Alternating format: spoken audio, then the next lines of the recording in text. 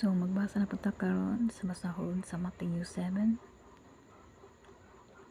versikulo 21 hangtod 23. Ang title ni ini mawang wala ako makaila kaninyo. Dili ang tanan nga magtawag kanako Ginoo Ginoo makasulod sa gingharian sa langit, kundili kadto lamang nagtuman sa kabubuton sa akong amahan nga tuwa sa langit.